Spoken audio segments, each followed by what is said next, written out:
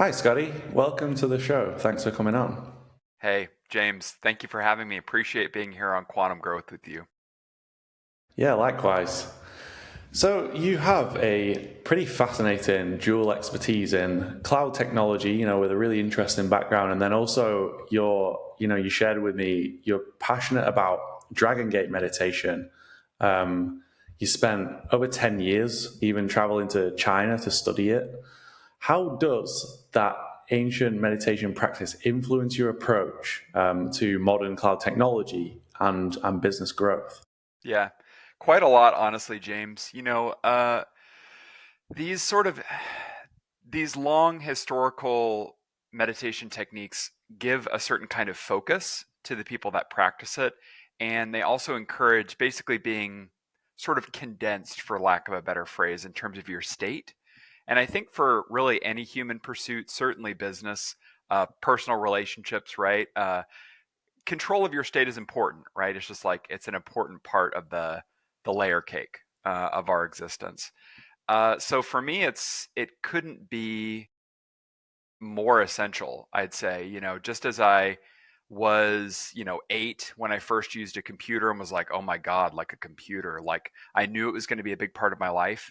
My dad, at the time in his library, had a martial arts book written by a actually one of the ladies of one of the Bond films a long time ago. I think her first name is Honor Honor Blackman, maybe something like that. Anyway, but I saw that book, right? Same light bulb moment. I was like, oh, like discipline, be it like physical martial arts or like integrated meditation or whatever. So I just knew these things appealed to me, and they just kind of worked their way out into my journey on the way. Yeah. Mm. Yeah, But very I'd say interesting. focus and state control.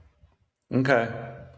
Yeah, very interesting. And obviously, you've got a development background, so focus is a huge thing. When you're getting into deep work, into state and inspiration for writing code and For and sure. really, yeah. And then the state side, is that be more has that been more helpful, like growing your own business? Or what's the idea behind that? I think so, right? I mean, like I come, as you know now, and I mean your viewers and listeners may not know. It's a boutique consulting company that I run, cloud technology focused. uh, your your strategy is important, but who you are as a person and your state as you're delivering that is really critical, right? So it's kind of like the story that you're weaving for your audience, right? It could be your business audience or your listenership here. Part of it's your like state personally, like while you're executing moment to moment, and part of it's kind of like the overall strategy, like where you're even trying to get to. Like for me internally, like okay, like sure he's meditated, some or a lot or whatever the label is. Where do I want to go with it? Or like, I've done consulting now almost 10 years, with about 3.5 of that at Amazon directly, and now over 5 through my own shop through Cloud Innovations, right? Uh, where do I want that to go, right? For me, hence why I'm here, right? Because part of direct outreach is, I think, becoming part of my journey. So people that can help enable me in that, as like you, and your great brand is important to me. So Nice. Could you could you walk us through your journey? Because you kind of touched on starting at Amazon yeah, as an yeah, AWS professional, and then launching cloud innovations. Could you just walk us through that journey? sure, sure. So the basic gist of that is that I was at a medical college here in Houston, Texas. So I'm recording from Houston, Texas right now. And basically, I was running a combined development and IT group, and actually help desk at the time. There was kind of a lot going on. And this was probably about 2011. And I had heard of AWS, and I was doing basically assessment. It was kind of more IT security related, which is part of my background as well. And I was technically an information security officer at that point for the college, and had already gotten a CISSP pretty close to this time. And basically was just diving into the details, trying to figure out where we should host our stuff. We at that point had a contract with Windstream, pretty typical large provider. And I had heard of cloud technology, wasn't sure if it was legit or not, did my own deep dive, as most people were back then, right? As people are doing now with AI, right? And there's the whole range with AI now, just like there was beginning to be then with cloud technology and vendors. And I first looked at Azure, actually. I was a beta user of theirs, and they really couldn't explain the IT security components of their uh, stuff that well. Definitely not to my satisfaction. But when I got into talking to AWS, I was extremely impressed by the people I spoke to and how much detail they could give me that seemed quite real in terms of what they were able to achieve and how on their platform. They gave me some, details on that. So I said, okay. So I launched a pilot program with them. Uh, got some resistance internally at the medical college, but kind of got through that internally politically. Did a kind of a basic hybrid cloud deployment, so just joining the networks together, setting up a VPC on the AWS end, migrating some assets in there, and then during this process, I realized how well documented all the APIs were, and I said, well, that kind of clicked on the developer part of my brain, and I said, well, we could also just program this, right? So this was kind of the beginnings of the era, at least for a lot of people, of infrastructure as code, right? Certainly prior to this point, you could say, write a pile of bash scripts or write Perl or write, even that version of PowerShell back then or whatever, right? To programmatically do all kinds of things with operating systems. But it was pretty rare back in that era, right? More than 10 years ago now, of having you be able to stand up completely new servers, inject scripts on them, have all of that automated, right? Have a firewalling layer of like pretty high fidelity. So AWS security groups, for as an example, easily be automated on top of that. So just getting truly end-to-end automation for a given software product was, comparatively speaking, quite new. Certainly without doing it with your own data center, because we also managed our own tiny data center with its cages in one part of Baylor at the time, the medical college I was at. So that was a light bulb moment because I had issues with our data center as well, and I realized, I said, well, this is the wave of the future. It's not going away; it's here to stay. And I said, well, I want to master it. So that's kind of the journey I went on. Eventually, kind of Amazon took note of that. I got invited to speak at their largest conference series, which still goes on. I was there last year, called reInvent. So we could probably find it. I don't know if you do show notes or something. We could. It's on YouTube somewhere, James. There's recordings of it. The talk I gave. So I gave the talk. That went well, and I basically got an opportunity to just get hired on to Amazon after that. And I said, you know what? Let's go for it. I had entered a new phase of training with my Dallas teacher at that point. And at that point in training, it's very good to push your boundaries and to travel widely. And I said, well, it's going to be a consulting job for these people. They're going to require me to travel widely. I've been wanting to travel more widely anyway. I had already been to China once at this point, maybe even twice at that point. Had continued on in my meditation practice, but I said, well, this could be the next step. So I took it. And then for 3.5 years or so, went coast to coast in the USA, doing mostly AWS centric, not necessarily. There's other cloud providers that saw the writing on the wall as well and tried to speed up, right? Google came into play eventually with GCP. And basically among AWS, Azure, GCP, they have the lion's share of the market even today, right? So, and OCI is now somewhere in there as well. So, yeah, it was an interesting journey, James, with a lot of travel and hijinks and me getting exposed to extreme cold weather, right? Some of my work was in Minnesota and, I'm a Texan, so I wasn't used to, in Fahrenheit, excuse me, I'm sorry, is, like -10, which for me was a lot. People were laughing at me on the way out of the plane. Yeah, I immediately had to go to a store and get better equipped. Yeah, and then after that, more of the same, man, with cloud innovations. So same kind of high-end consulting focus, same, everything from strategy to team training to direct implementation, depending on client need, kind of in a boutique fashion. And I've done that ever since. Yeah, nice. So what was the catalyst or the moment that you decided to leave AWS and do that on your own, as your own consulting gig? Great question, man. It's kind of a long story. The shorter version, so we only have like whatever the T minus whatever's left of the 45 or hour here. I was in Colombia at the time, actually. So I was remote working. I've been primarily a remote worker now for 9 years, more than most people I know. And I was with my romantic partner, Catalina, who also learned from many of the same Dallas teachers that I've learned from.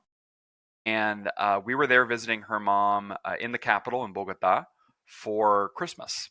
And her mom started dying, actually. Okay. And it was a very trying period for her, and by extension for me. And it was just involved, right?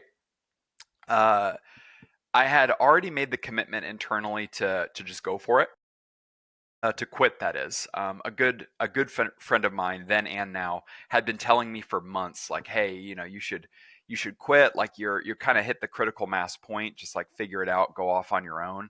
And really, me going to this other country, hanging out there for an extended period of time, sort of catalyzed that maybe to a yes. And the timing ended up for me being really good. Uh, one, because of Kata's mom starting to die, so I was able to be more present with that whole process. I mean, I like literally shut my Amazon laptop and like she was like, it was like, okay, let's go to the hospital. And then we were just in the hospital for like 3 days, right?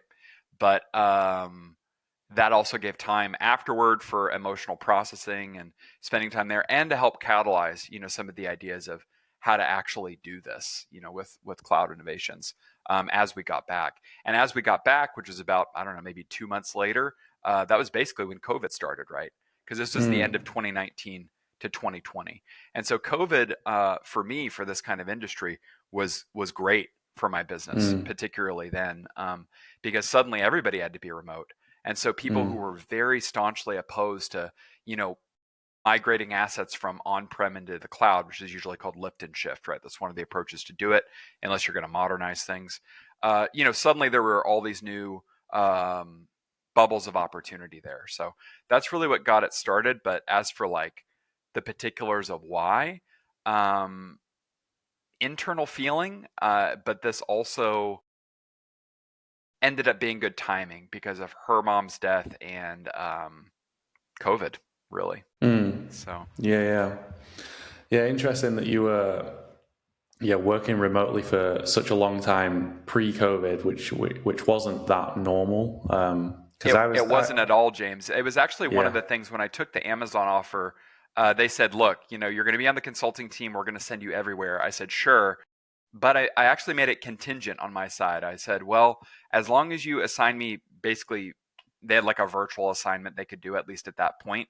Uh, Amazon is also mostly return to office. All my friends who are still at Amazon tell me now, but I had contingent on me joining as part of the deal I wanted with them that I would be full remote. So even mm, back then, when I was a W-2 person at AWS, it was still full remote. So if I wasn't seeing a client in person, which I love to do, and if any of your viewers or readers out there maybe want to work with me, we can attempt to figure it out, time permitting.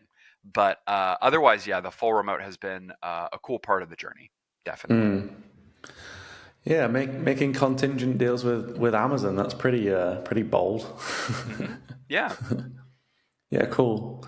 Yeah, and yeah, it was the same for me. I've worked remotely for a long time, and then you just saw that transition over COVID, where it just became so normal for businesses to have Zoom meetings and that sort of thing. And it was very interesting transition period. Did you? So when you made that leap to starting your own consulting business, did you have any fears, reservations around going out on your own, not relying on the work to come in? yeah. That I did. This is a great question, and I mean, it's probably important. Maybe even really important for some of the people that listen to you. I think the short answer is a little, but not hugely. The reason is it's actually something that Amazon teaches, and it really got embedded in my brain. Is just this idea of a two-way versus one-way door, right? Reversibility, basically. Like there's some changes you make in your life that are more or less irrevocable, right? It's like, oh, like this is like definitely going to affect my life in some profound way. Like, maybe having a child or something, right? I have no children, by the way, but like having a child or something like that level of seriousness. There's many things that you can effectively reverse, right? If you don't like the direction they're going, if you really care, you could just stop. And so for me, I had been a reader and a big scholar before ever being into practice. Like, for example, before even being in meditation practice, right? Like, from the story I told you before, my dad's library, right? I devoured all these kinds of books and just loved ideas, in general. Mm. But it's like, people I think get in their heads too much about like, if I make a choice, if I try this thing, it's going to destroy my life. And like there's this whole long underline, there's a subconscious story, there's a context there that plays itself out. And it really doesn't, that's not the case, right? Like mostly people aren't paying attention to you. Like you're not the main character of whoever's life, right? They're the main character, and that's fine. So once I got that in my own head enough, I said, well, even if I leave, okay, how about I just read the HR policy of Amazon? So I did. I read it carefully. And it turns out, at least then, when I was there, they had basically a quote unquote boomerang policy where you could leave and come back to Amazon up to 4 times before they would say, no thanks, right? And as you know, James, in the tech industry in particular, changing jobs pretty regularly is fairly common. It's been different for me, running a consultancy because my clients are very typically different, although I've had some long-standing clients over the years too. But prior to that, I mean, I don't know, the BCM gig, the medical college gig that I had, even not counting the promotions, was, I don't know, maybe my fifth job in IT and development at that point. So it's depending on the industry. Some people may get really wring themselves out about this, saying like, well, I could never quit my job. Nobody in my industry ever does that. But I would challenge, your listeners to think about the reversibility. Like, even if you go out on your own and it doesn't work, maybe you assess that in, 2 months or 4 months or a year or something. And then if you want to, just change it. Somebody's going to appreciate your experience, right? For sure. Mm. For sure. Mm. Yeah, absolutely, absolutely, and I love that point that you made about you're the star in your movie. Like, be the star in your movie. Yeah. You're just an extra in everyone else's, pretty Exactly, much. right? Maybe you're an important extra, right? I mean, if you have, Mm. romantic partner or, like beloved parent or like a cousin or something, or even your dog or whatnot, right? I mean, but yeah, definitely, right? They're still the main character. Mm. Yeah, yeah, yeah. I suppose you're probably at best you're the supporting cast in other people's movies, like with your closest family and friends. But yeah, everyone outside that, you're 100%. just, yeah. Yeah, so own that, as you move forward in this world. Absolutely. That's right. And that quality, I think, of ownership and presence is, because I know you've been interested, right? Because it's come up in the notes that you sent to me, and thank you for those. Uh, this is a good thing and a bad thing with technology, and it's a good thing and a bad thing with meditation too. And it's where I think they help complement each other, at least for me. Is it's an era of distraction, obviously, right? It's also an era of entertainment, right? People like Tony Robbins really understood this really well in terms of the realm of professional growth and personal growth, even like 20 years ago now, right? Or more. Because people can pay attention to so many different things, and we can pay attention to so many things that aren't even physically in front of us anymore because of the reach of the internet, just like us now, right? With you in, I mean, Madrid or Barcelona, right? Yeah. Hmm. And then me with here in Houston, Texas, right? This is unthinkable, 1,000 years ago. And yet here we are. Um, the disadvantage, so that's amazing, but the disadvantage is that people, and this is something meditation has really shown me personally, that, for example, if you sit in a dark room with nothing to do for like 20 minutes, many people find this absolutely unbearable, right? It's like torture to do this. But why? Right? And part of the answer is there's this subtext, this other set of programs we constantly have spinning in our brains. And at least in my opinion, we've hurt our ability to turn these things off, right? Mm, That's the disadvantage of our technology, which I love too, right? I mean, I've, been a programmer since I was like 8 and like really into IT as well, in terms of just like practical things about operating systems and everything. So I love them. I've spent a lot of time staring into a screen, right? So uh, I think it's important, and it's important in business and in life, to just ask yourself, whatever your activities are, what are the advantages and disadvantages, right? Always compare the other side of the coin. And so with technology, part of it's just posture, right? Like in my meditation, like I didn't know this before meditating enough, I have a hip imbalance, right? One of my hip joints is significantly more open than the other. Why? Because I had a habit of having one leg open over the other compared to the other way around, just sitting in a computer chair, just working, right? Or talking to somebody mm, on my team or a client or whatever. So because of that habitual posture, you can probably even see it in the camera a little bit. I'm leaning a little bit to the left, right? Just a mm, tiny, tiny bit. And these things matter, right? They're mm, harder to pay attention to because of all the distraction. So if we don't mm. take enough time for ourselves to even figure out where we're being distracted and how, I think that can be to our detriment. Yeah, seeing as we are on this topic, then just walk me through like how does the meditation practice, like what, how does it work, like what do you do? Because What do like you do? there's yeah, well there's so many different ways to meditate. Yeah, So I'm interested in your particular, because you've taken a real liking to a specific practice. that's right. Well, I've also had the opportunity of learning from some pretty famous people, James, certainly more famous than me. Just for your listenership's ears, probably the most well-known people in that niche, I guess you'd say, that I've learned from directly are Nathan Bryan, who still trains people out of Vancouver. It's British Columbia, Vancouver, that is, so Canadian, and he's great. And also Wang Leping, who he's learned from, and I've luckily had the opportunity to learn from directly sometimes too. He's absolutely fabulous and deserves the praise that he gets online. So, to answer your question, how does it work? The ancients looked at life in terms of duality, right? So my car license plate says Taijitu on it, which is like a transliterated version of the yin yang symbol, right? With the swoop, that's the black part, and the swoop, that's the white part, right? With the line in the middle, and there's the two Mm, dots. And we don't have enough time to talk about them, so we're not going to talk about the two dots right now. But the line in the middle, right, is friction, among other things. It's a dynamic tension, right, of these elements as they go. Even in our human life, right, we're somewhere between life and death, right? What happens before we're born? Well, we weren't there, we think, so we don't know. What happens after we're gone? We have no clue, right? Can you ask anybody who's already made the journey? You don't know. Maybe not, right? Who can say, right? But in the middle, we know there's this passion play. There's this tension of elements that's living our lives, and that we were living our life in that, right? It's like, yes, I'm the main character, sure, one could say that, right? But there's these external forces that are also pushing and pulling us. So, like, where do you fit? What do you do? So, in this categorization, right, of this duality with a continuum between these two, they said, okay, there's two main elements to this human life.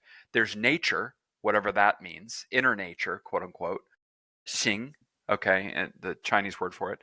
My tones are terrible, by the way, so don't quote me on the tones there. The other is Ming. It's like your life force or your life destiny. So like your blood, your bones, your hormones, all this practicality of your human embodied life. And then this other category of whatever inner nature may mean. And maybe that reveals itself to us more as we practice. And so the concrete answer is there's some practices for the life component for Ming, and there's some for Xing. So in a basic form, you need to be moving your body enough. You need to be stretching yourself enough. There's all kinds of things, and if you like it enough and it makes sense to your listenership and stuff, I could give you a much deeper dive. I actually, being me, I even have a PowerPoint deck on this stuff. Cool. I got invited to a conference on this topic before, and I was actually, while I was still at Amazon, I was in the LA area doing Amazon work.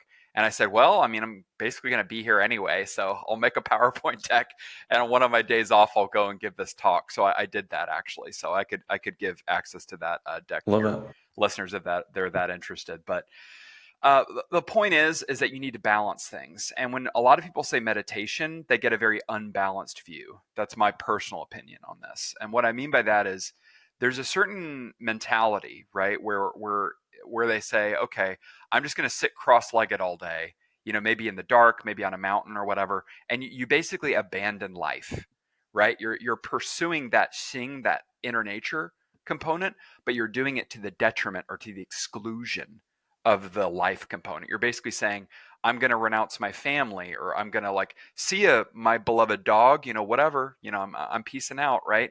There's like, you're missing part of the equation, in my opinion, right? And that's one thing that my Taoist teachers helped impress on me as well, is that it's not escapism, right? You're trying to tune into something. You're not trying to like tune out of something. Yeah. Mm. So the last thing I'll say on it for now, in terms of like meditation, because we didn't actually talk about practical techniques and how you do it, and grounding yourself into these things and everything. A sort of more Buddhist flavored way of breaking this apart, which I think is sometimes helpful, is you can look at it as meditation, which is accepting what's happening. And as thoughts arise, you're like letting them go, right? That's one way to look at it. There's many others. That's a good way of looking at it.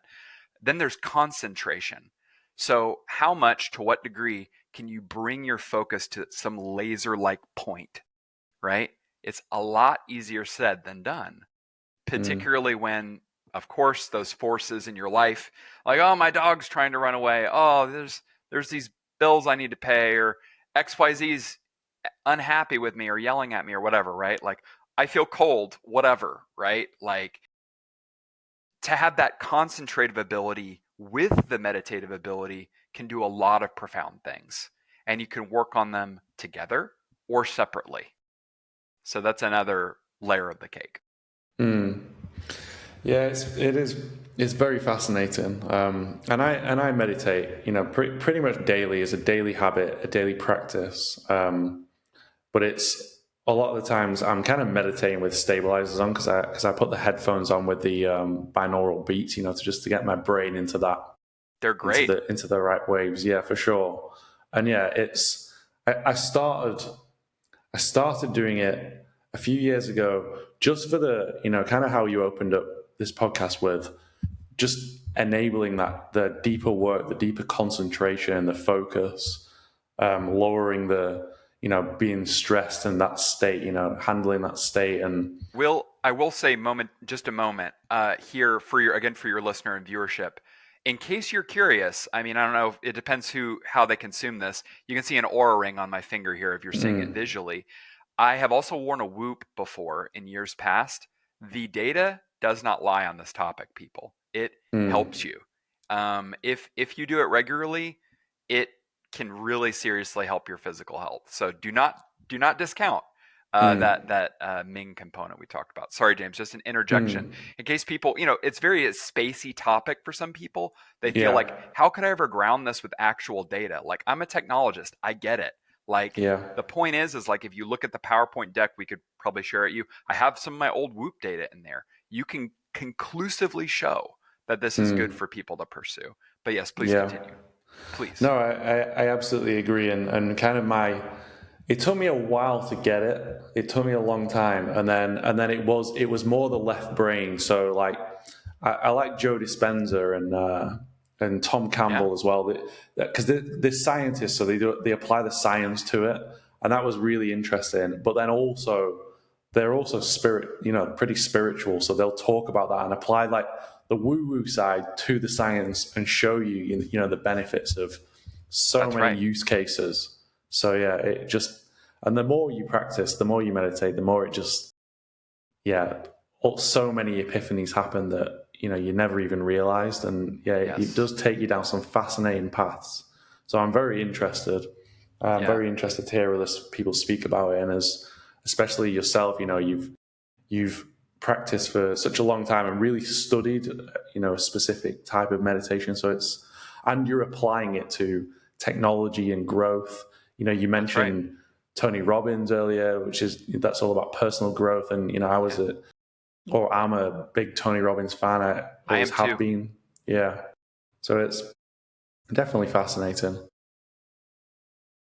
Yeah. So you've worked with, and you mentioned this, you work with a diverse number of clients from For sure.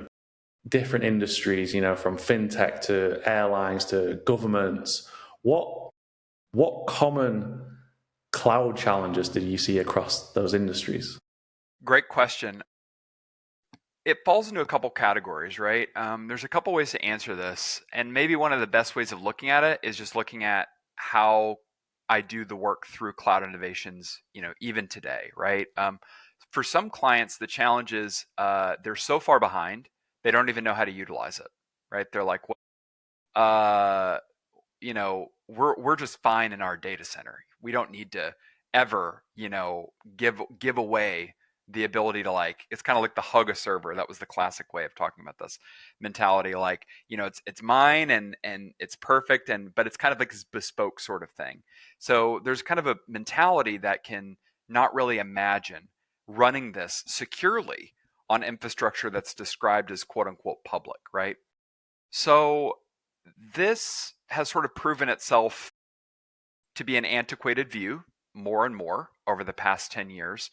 And this leads into like migration work. This is a big category of work, even today, for some larger players that are just far enough behind that even getting whatever they have today without changes into a big cloud provider can be quite a large amount of work. So some of that I've helped with before.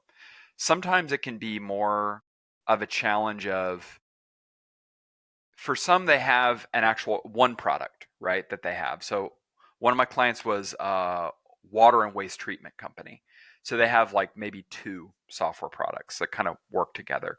And for them, it's like, okay, these components we don't think we could make sense with cloud technology. Whereas these components of the same system, we know we could swap out, so to speak, with basically managed cloud alternatives that would be easier to run and thus cheaper over time, less labor, more automated, probably more secure.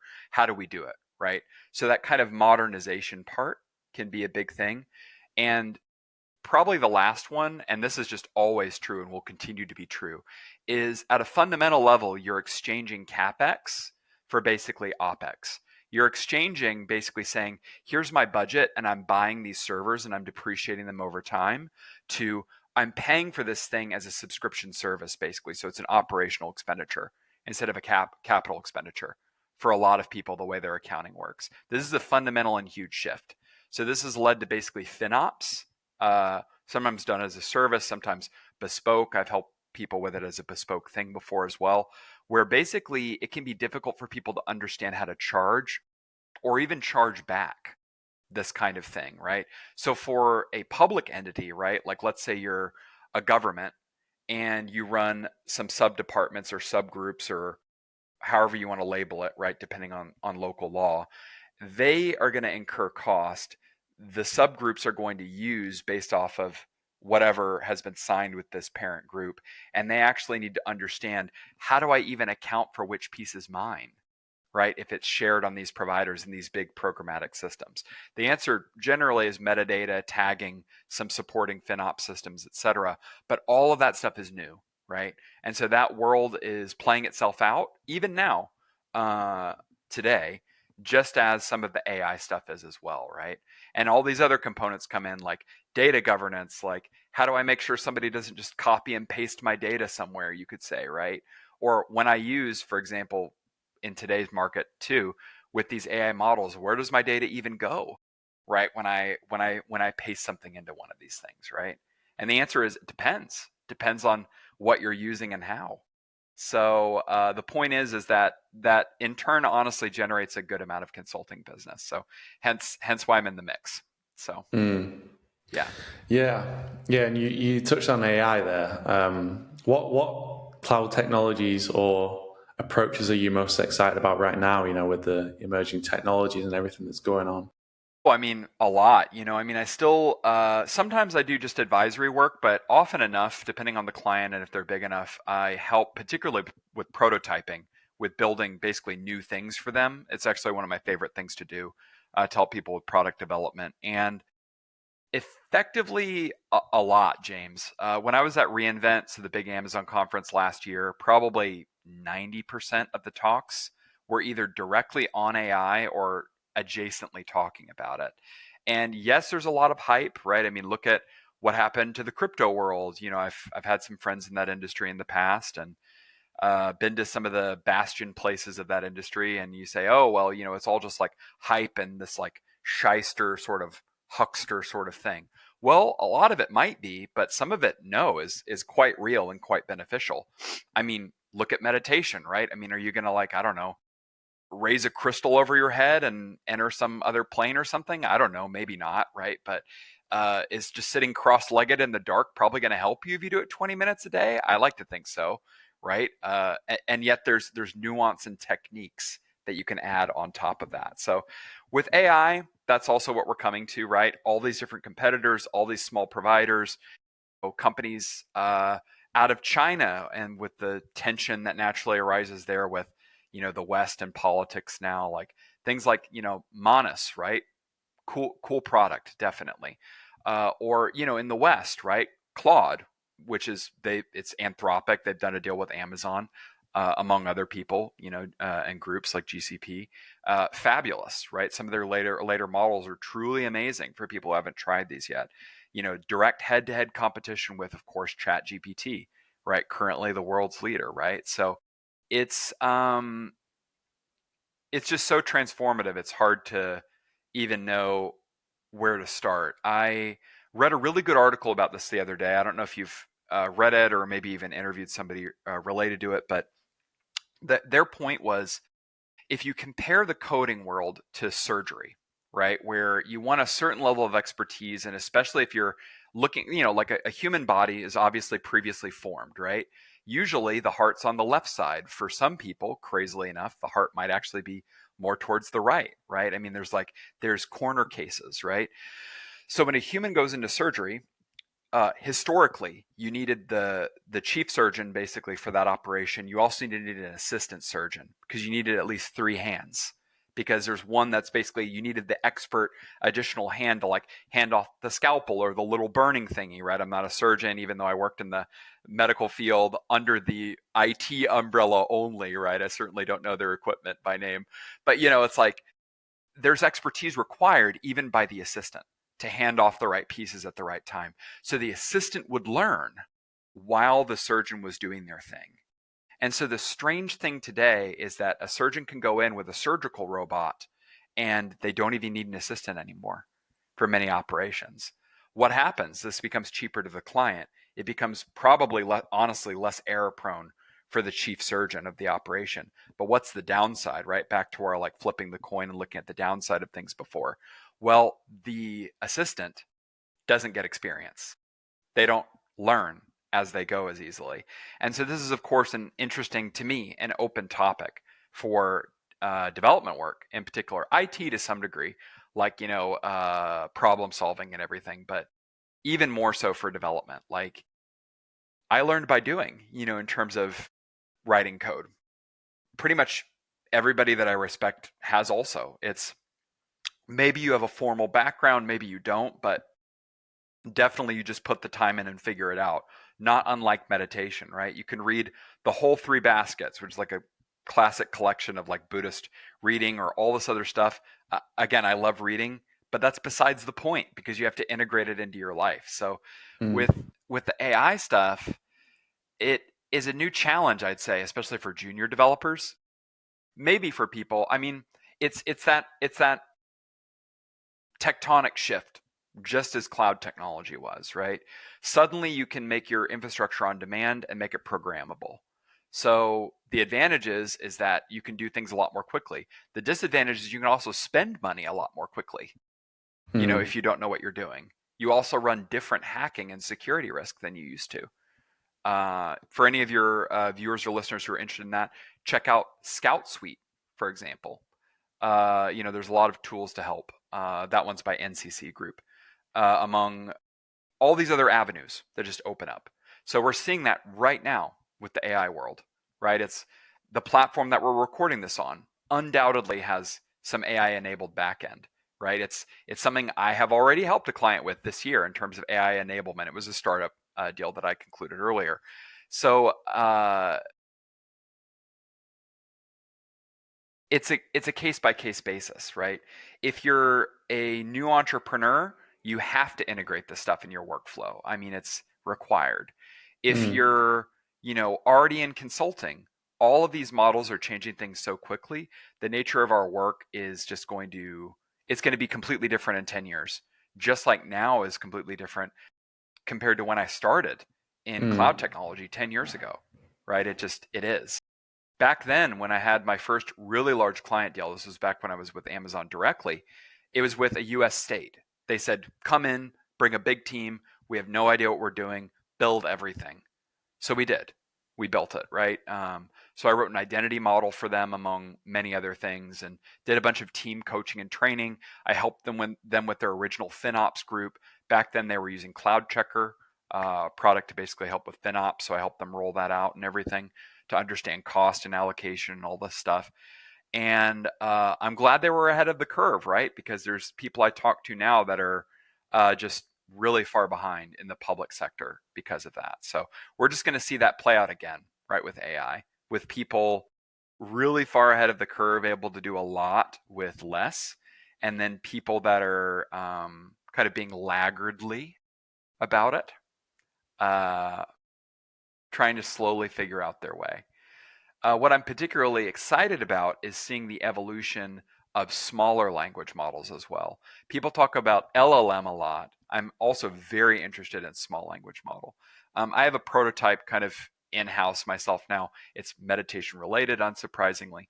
That kind of relates to this, but I won't talk about it too much yet because I still have some more sweat to put in on that one. But yeah, where do you Sounds want to very go from here, interesting. James? What else is on Yeah, your no, mind? that sounds super interesting. And yeah, you bring up some really interesting points there about AI, and we kind of, in your domain and my domain is sales and marketing. We've got the contrast of like pre AI and post AI, and how that's changing right now, and embracing the technology to it rapidly transforms how you work. You utilizing it right now as a co-pilot for campaigns and projects. And we have the contrast where it's really interesting. You mentioned like junior developers coming in now, where It they it don't they changes how don't you think, though, is the thing, right? That's the junior developer and surgeon kind of thing, right? Because mm, it modifies your brain as you go. So then if you enter a time, like the first time I went to China, I sat on a mountain, classic temple setting. I was offline because, I mean, it's China. I'm like not going to bring my ordinary tech gear there. I'm completely offline, and your brain's like, what the f do I do, right? mm, So this is the thing, is like, we enable all these new features with it. We also form a dependency on the AI to some degree, right? Like, I don't use social media at all, but I know of many people that do. Even the scrolling uh, motion is designed partially to be addictive, right? I mean, like, of this course. stuff this stuff really matters. Yeah. Yeah. Yeah, and that's another point, an important point, and it's another reason why I meditate is that stuff's bad for your brain. You scrolling. I don't do that either. But I sort of have to be on social media as a You do, presence. by virtue Yeah, of the job. Yeah, yeah, exactly. But yeah, I mean, you see people scrolling their news feeds, and that is you just spiking your brain with dopamine all the time. Meditation is just it counteracts that. It's the opposite. that's right. Yeah. That's right. Yeah, Kata and I's original teacher, who's passed on now, unfortunately, he told me back when he was alive, when I was first learning from him, even he said, Scotty, it's like he was like searching for the metaphor to tell me. He was like, it's like close close your browser tabs, empty your cache, defragment the hard drive, right? It was a good metaphor. It worked for Mm. me, Yeah. but that's just the first step. All Yeah, right. absolutely, absolutely, and yeah, I'm super interested to go deeper with you on those conversations. So maybe it's it's a setup for a sequel to these podcasts. But yeah. I would love that. I mean, we could even do one that's certainly more AI focused as well. One thing we Mm, only like even tangentially touched on, AI security, right, is also it's super interesting. It's something I'm dealing with almost every day already at this point, and it'll, it has legs. It's walking somewhere, kind of thing. mm. Yeah. So what else, James? Yeah, so for technical founders starting their own consulting business today, what advice would you give based on your experience? Yeah, great question. I'd say it also maybe depends on your age. I'm almost 40, so when I left Amazon, I was, kind of like in my early to midish 30s at that point. I had a pretty good technical network at that point, right? I went to an excellent college. I went to Rice University here in Houston. So I had a solid technical foundation. I had a good network, and I also had gone to a good school, which also provided a better network for me. So I would say if you're going to do it, go for it for sure. Again, reversibility. What's the worst that can happen to you? Mm, Unless you're completely like flat broke and can't, you know, to have it be a disaster would like destroy you totally. Maybe in that case, build up some resources first and then go for it. But that being said, humans can get a lot done under pressure. So there is something to be said for pressure. I would say make sure to grow your network. What does that mean? That means forming real connections, not surface level connections to people. So, for example, James in Barcelona, I happen to be traveling to Europe later this year anyway for about a month. So, hopefully, we'll be able to meet up in person. It'd be cool if it happens. I'll be in Barcelona anyway at that point. mm, Catalina also. So, to kind of get a real sense of people. Because it's part mm, of the human journey. It's an important thing. We're social creatures. Even for the fantastic monks, some of whom I've met, who, live up on the mountain and basically don't see anybody. That's fine. That's part of the journey. But classically speaking, except in very rare cases, that happens way later, right? Like at the time of this recording, like, James is a young guy looking fit, he's not like this wizened old, 80-year-old dude who's just going to go meditate all the time or whatever, right? That's not where we're at in terms of our point in life. So I think part one is assess really where you are, assess what you absolutely need, right? And then try to understand where you want to go. Like, for me, I, had been hired by a major company. It made me feel way more confident in my skills. I had had exposure to really large businesses that, of course, I had never walked in the doors of before then, right? You're like, okay, like now I've like done business directly with a US state. I've had to deal with conferences and I've had to deal with giving lectures to a group of 100 plus people, right? It levels you up and gets you used to things. So I'd say to people that are thinking about it, if you haven't worked for a major company, consider trying it, right? If they'll hire you and that's your vibe, consider that. Definitely have a network in place if you're going to leave. If not, at least have an amazing strategy to build that network as soon as possible, because you're going to mm, need it, right? You can very rarely, if you're kind of an inventor builder type, I'm that myself. I love tinkering and building things. Uh, that doesn't necessarily pay your bills, right? The build it and they will come usually doesn't work out, to be honest. So like you do need the right fabric of people in your life to make the transition make sense for you. mm, Again, savings and having the other people in your life that can make the transition easier is, I think, just smart, basically. mm. And Yeah. then ideally, I will say this maybe last, have, in terms of technologies and things like meditation, whatever, even if it's not meditation, maybe for you it's like softball, or it's baseball, or I don't know, whatever. Have something contrasting, back to that sort of yin and yang analogy, right? Although it's more than just an analogy, is have something to pair with that founder part of your brain, with that, especially for tech founders out there, the technical part of your brain, because for sure you're going to be sitting in front of a computer or standing in front of one very often, right? And for me, for example, I've reduced out all the blue light that I take in from my screen. So this screen in front of me basically goes completely red at nighttime.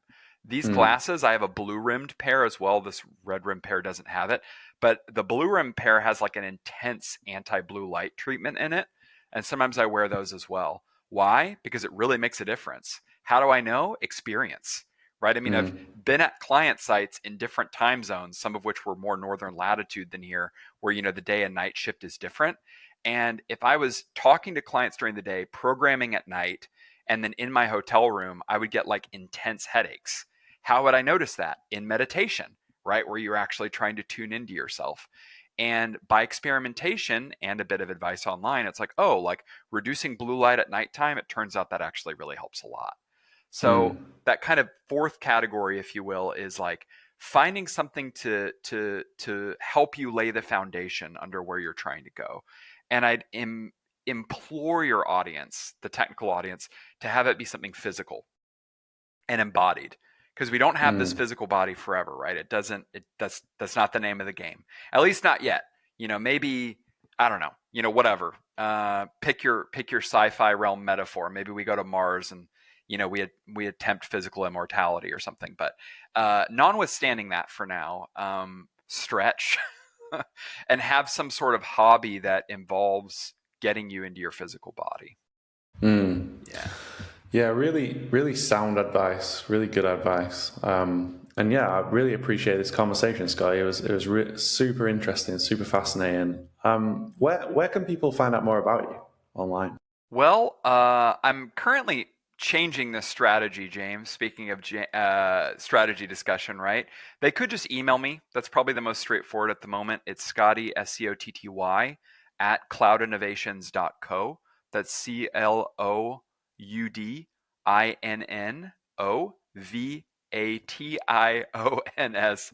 dot co, not dot com. Again, no M on Hmm. that.